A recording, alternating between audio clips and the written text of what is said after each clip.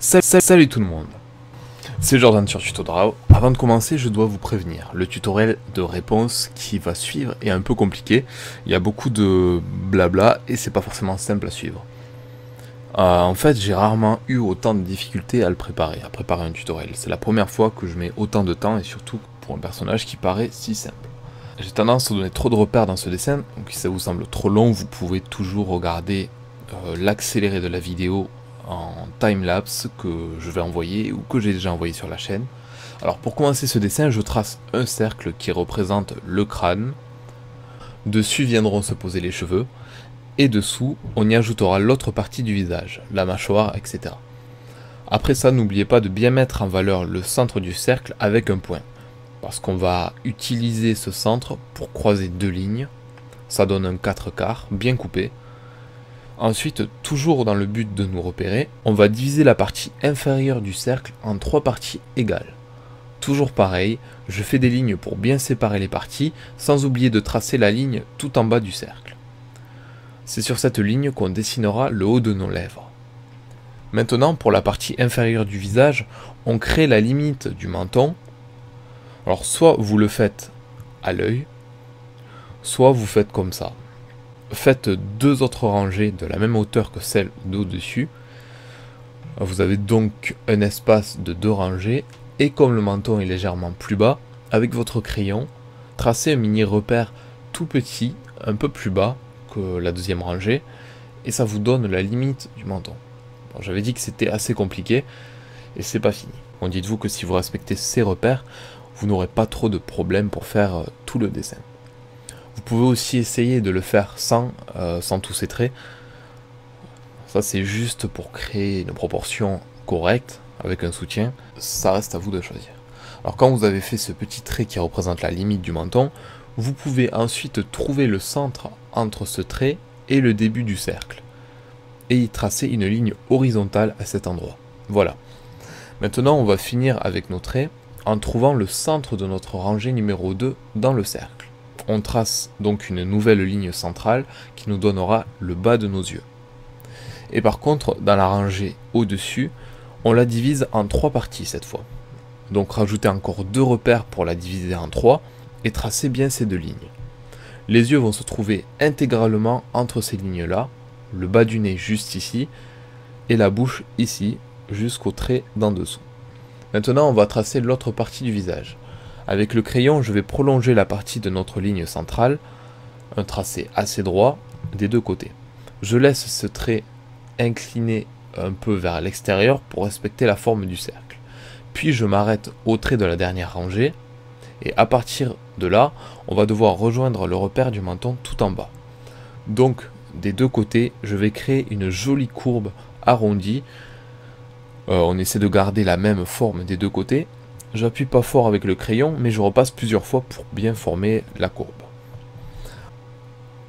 Ensuite, je vais rajouter 2 petits repères à 1 et 2 tiers de la longueur du visage, ici.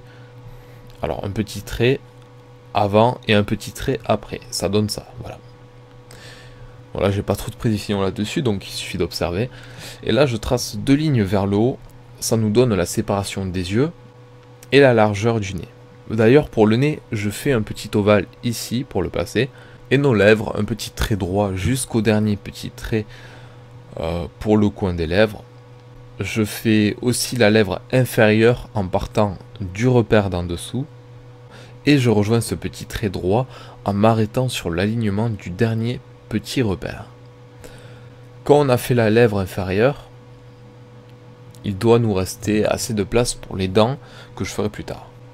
Alors il y a beaucoup de traits dans mes phrases, j'ai dû le sortir une quinzaine de fois, mais je vous rassure, je vais plus le redire, je pense. On fait les contours des yeux en arrondissant tous les côtés, le côté bas par contre sera plus plat. Et entre les deux yeux, à savoir qu'il y a environ la place de notre œil, mais ça c'est dans les proportions humaines, dans les proportions on va dire réalistes. Mais dans ce cas, les yeux sont proportionnellement plus gros que le reste. On rajoute les paupières jusqu'au trait au-dessus. Bon, on a dit que l'œil prenait tout cet espace et on place l'iris au centre. Un rond pour donner une première direction au regard. Les oreilles se retrouvent entre ces repères. Elles commencent à la bouche et s'arrêtent à peu près au centre des yeux. J'efface les repères en peaufinant le nez et les détails à finir, sans oublier le marquage des sourcils. Ensuite, je rajoute la masse de cheveux qui occupera de l'espace au-dessus du crâne, mais aussi par-dessus. Alors je place la racine principale ici, et je fais le contour des cheveux en respectant la forme arrondie du crâne. Ensuite, je fais la forme des dents avec mon crayon, en commençant les dents de devant qui prennent environ 50% de la longueur de l'espace entre les lèvres. J'en profite pour mettre la pupille dans l'œil, qui sera noir par la suite. Et pour plus de réalisme, je vais y laisser un petit rond au crayon.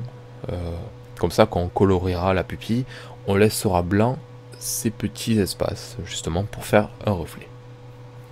Maintenant, étape finale, j'ai décidé un coloriage en couleur. Si vous voulez faire ce dessin sans coloriage, je conseille d'utiliser un outil noir pour faire les contours du personnage tout de suite, et des crayons pour bien le faire ressortir. Donc vous pouvez à la limite faire des ombres avec vos crayons gris et une estompe ou vos doigts. Bref, pour ma part, j'utilise des Promaker jaune-beige pour colorier toute la peau.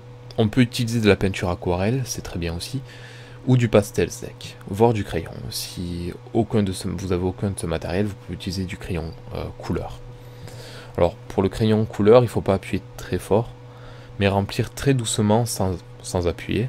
Même s'il y a beaucoup de blanc, c'est pas grave, vous pouvez utiliser un bout de papier et frotter l'endroit où vous avez colorié pour rendre tout lisse.